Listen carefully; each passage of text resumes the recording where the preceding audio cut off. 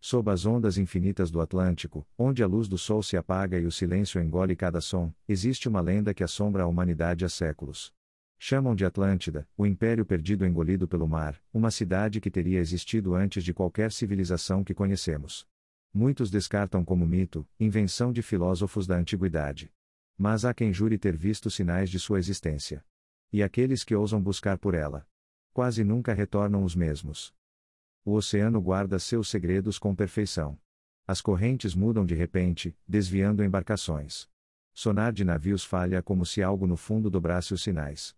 Mergulhadores relatam ouvir um zumbido grave, constante, como se o próprio mar vibrasse com uma energia oculta. Ninguém explica. Mas expedições seguem esse chamado, atraídas pela promessa de encontrar a cidade perdida. Uma delas partiu em 2009, a bordo de um barco científico saído de Recife. A equipe acreditava que o fundo irregular próximo aos Açores escondia ruínas, muros, estradas, talvez templos.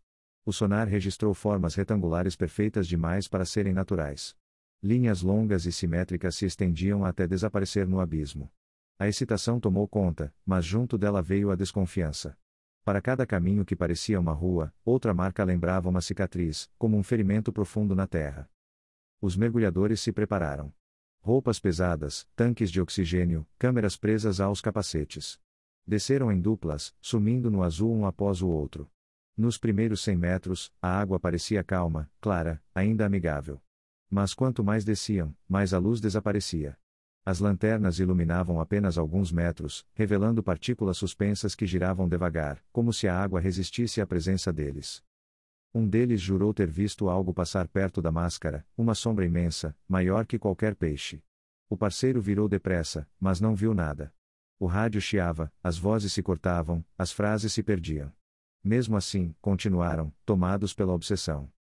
A 200 metros, a luz bateu em algo sólido.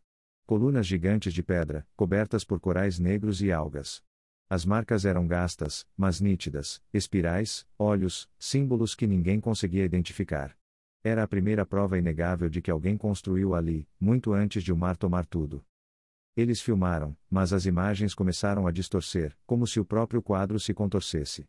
As colunas pareciam ondular, pulsar, como se estivessem vivas. A respiração dos mergulhadores acelerou. O oxigênio drenava rápido demais. Então viram a escadaria. Talhada na pedra, descendo ainda mais fundo. 2 deles quebraram o protocolo e seguiram os degraus. O caminho levou a uma praça vasta, onde uma estátua caída jazia semi-enterrada. O rosto quebrado, mas os olhos permaneciam abertos, fixos, como se vigiassem quem se aproximasse. As vozes nos rádios saíam trêmulas. Eles sentiam que não estavam sozinhos. Na escuridão da praça, algo se moveu. Não parecia peixe, nem tubarão. Era lento, deliberado, como se observasse cada passo. As lanternas falharam ao mesmo tempo, mergulhando tudo na escuridão. O único som era o ar ofegante dentro dos capacetes. Então, um dos mergulhadores gritou. O som foi cortado no meio, como se tivesse sido arrancado dele. Silêncio. Os outros chamaram pelo rádio, desesperados, mas não houve resposta. Na superfície, a tripulação aguardava. Um por um, os sinais dos mergulhadores sumiram.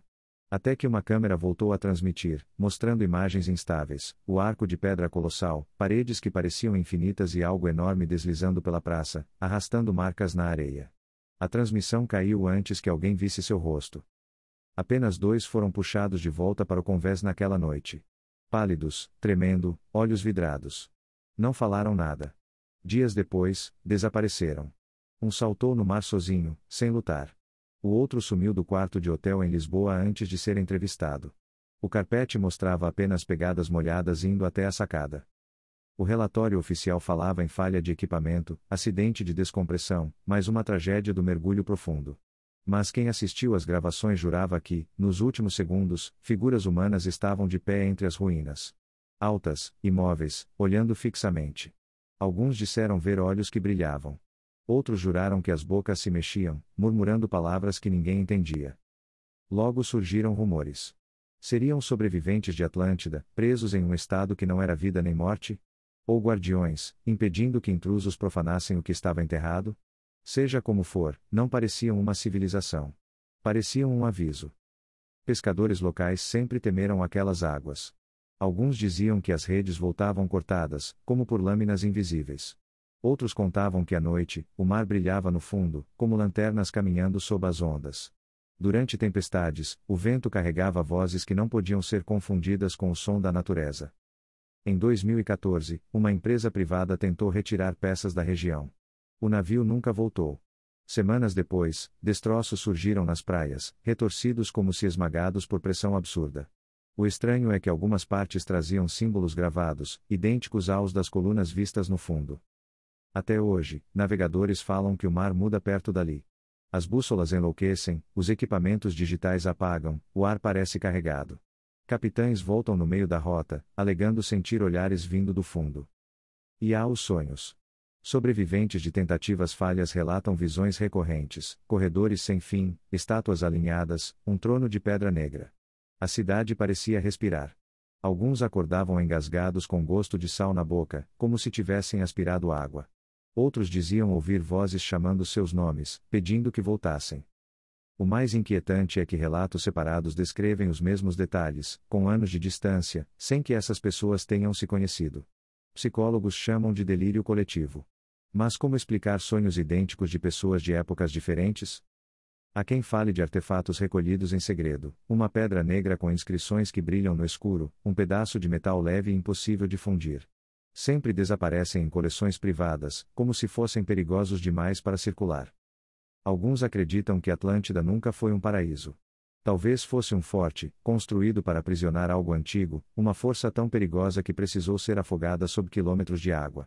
As histórias de destruição seriam, na verdade, o relato de um sacrifício, um povo inteiro se deixando afundar para selar o mal. Há ainda quem diga que o chamado não é do acaso. Que a cidade, ou o que vive nela, escolhe quem deve ouvir. Como um convite sombrio, que não pode ser recusado. Muitos relatam que, antes mesmo de sonhar com as ruínas, já sentiam uma inquietação estranha, como se estivessem sendo puxados, passo a passo, para o destino inevitável. E mesmo assim, curiosos continuam indo. Porque a sede humana por respostas é mais forte que o medo. Mas o oceano nunca esquece. Nem perdoa. Um marinheiro que se aproximou demais deixou um diário. Nas últimas páginas, descreveu ouvir um coro vindo das profundezas. Não eram vozes humanas, mas um som denso, sobreposto, como milhares falando ao mesmo tempo. Viu silhuetas subindo das águas, pálidas, cabelos flutuando, olhos em branco. Estendiam as mãos como se implorassem que ele se juntasse a elas. Sua última frase foi: eles não estão mortos. Eles estão esperando. Se Atlântida existe, talvez não seja o paraíso que imaginamos. Talvez seja um cemitério. Ou pior, uma prisão. Um lugar que o oceano trancou para sempre. Mas ainda assim, a cada geração, alguém sente o chamado. Sempre convencido de que será o único a voltar com provas. Sempre deixando apenas perguntas para trás. Agora imagine, você está num barco em alto mar, céu escuro sem fim acima, mar sem fim abaixo. Tudo quieto. E então você ouve, um zumbido grave, quase um canto, subindo das ondas. Você fica parado, fingindo ser o vento? Ou se inclina sobre a borda, tentando ouvir melhor, sabendo que uma vez que escute com clareza, talvez nunca volte? O que você acha que se esconde sob o fundo do oceano, ruínas de um império esquecido ou algo muito mais sinistro, esperando para ser encontrado?